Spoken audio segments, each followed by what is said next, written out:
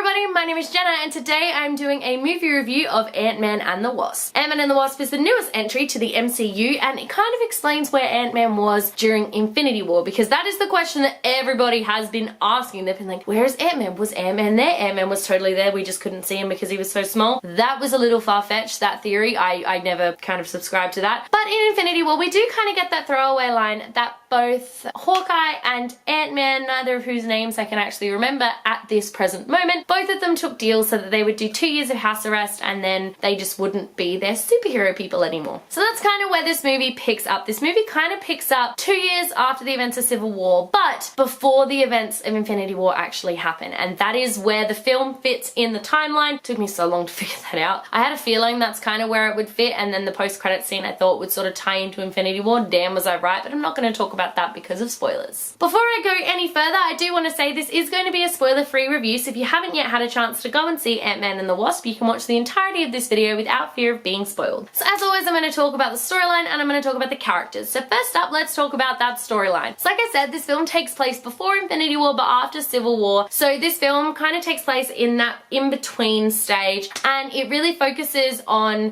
what is his name? Oh my goodness, I keep going to say Hank and it's not Hank. What is his name? What is Ant-Man's name? No, I'm gonna have to look this up. Oh my god! Scott! His name is Scott. Oh my god, that should not be that hard. Wow. Scott. This film focuses on Scott. We get a bit of an idea of the last 2 years of his life where he's been on house arrest. He is spending a lot of time with Cassie, who is adorable by the way, and I think she's still my favorite in these movies. Like, I love her to pieces. But that's kind of where it focuses on, and you kind of get this idea that he doesn't have the best relationship with Hank and Hope anymore because of everything that happened during the events of Civil War. And the film kind of takes off from there. So we have this situation where Scott is trying to help Hank and Hope without being Ant-Man, because then he will be breaking the, he'll be violating his contract of house arrest, which means he will go to prison for like the rest of his life. And then we also have this secondary plot line which involves a villain by the name of, she's really forgettable villain, I have to say that. I feel like she was really forgettable, and I'm going to talk about that a bit more in a minute once I find her name. So yeah, so we follow this secondary plot line with the villain of Ava. And then like a third plot line with the villain of Sunny, who I have to say, I spent the entire movie trying to figure out where I knew him from. Turns out he was in the new Tomb Raider movie. So the thing about the storyline for me is I really loved the storyline of Scott kind of getting back with Hank and Hope and helping them find Janet, that sort of thing. I really liked that storyline. I liked how the characters all interacted there. I liked how the storyline fitted in with the rest of the canon with the Marvel Cinematic Universe, and I liked how it then propelled it forward going into Avengers 4. The thing about Ava, I honestly feel like she was a last minute addition to the film, because that is what it felt like when I watched her story. The reason this film didn't get 5 stars from me is because something just felt missing. It felt like it was lacking somewhere, and I think the place it was lacking was this villain. This villain was a really weak villain, and she was so one-track minded. Like, she never even considered the possibility that there were other ways to get what she wanted. And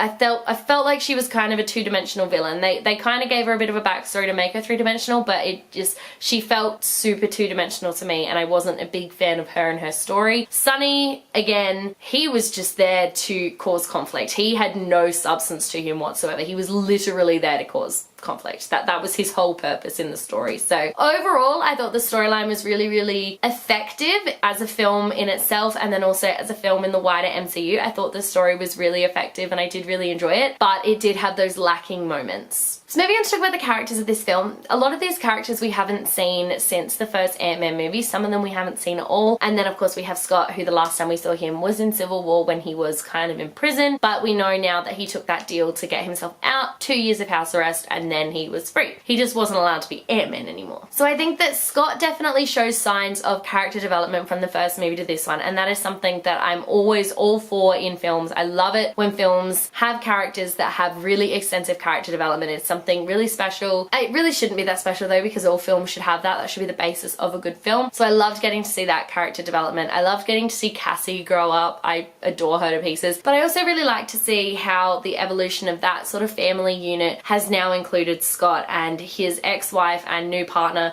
They're both really happy to have Scott in Cassie's life, something that wasn't allowed to happen in the first film. So I like to see them all really moving on and growing as a family. That was something really special that I really loved. Hank and Hope were two characters, again, that I think really did learn from the first film and really have evolved and moved on, and they are very committed to finding Hope's mother, Janet. And they know now that she's trapped in the quantum realm, and that's where they're trying to get her out. Well, they always kind of knew, but now they think they can get her out. And that's something that I loved. But the biggest and coolest thing about this film was the focus on females. So, of course, we got the introduction of the Wasp, and the main villain was also a female. And Jenna is, like, side note, she's freaking awesome. I love her to pieces. So, we got some really kick-ass females in this movie, and I know that that was necessary in order to pave the way for Captain Marvel. We've had some kick-ass females in the MCU before, but Wasp was awesome. One of the coolest things for me about her was that we didn't have to see some sort of origin story. We didn't have to see her learning how to be the Wasp. She just was the Wasp, and she kicked ass. Loved her to pieces. Apart from Ava being kind of lacking in substance and kind of two-dimensional, I do really appreciate the fact that she was a female villain. I think that really brought something a little bit different to the film, which I loved. And I was thinking back on previous MCU movies, and the last couple have included female villains, which I have absolutely loved. All in all, I don't really have a lot to say about Ant-Man and the Wasp. I think that it was a really well-rounded film. I liked the character development that has been occurring over the course of 3 years since the first Ant-Man came out, 2015, and then obviously films in between that. So I've loved that character development. The story I thought was really good as a standalone film, and also it's part of the bigger Marvel canon. I really enjoyed the Wasp, seeing her sort of take center stage a little bit. It definitely, although it was an Ant-Man sequel, it was definitely an Ant-Man and the Wasp film. I think they both got kind of equal screen time, and that's something that I liked. I just really enjoyed the film overall. I thought the humor was on point, which is something that is always great. We got all those nice callbacks to the first film, and we got to see, like when Lewis does his, like he tells a story and we get to see it, but it's all in fast forward and everyone is kind of mouthing the words that he's saying. We got to see one of those again, which was absolutely fantastic. That's one of the things that made the first film so special. So I overall really enjoyed this movie. I'm not sure if I said it at the beginning of the video. I'm sure that I did, but I gave this movie a 4 out of 5 stars. Thank you so much for watching. Let me know in the comment section below what you thought of Ant-Man and the Wasp. If you have seen it, I would absolutely love to know. If you like this video, be sure to give it a huge thumbs up, and don't forget to subscribe to my channel so you don't miss a thing. Stay random.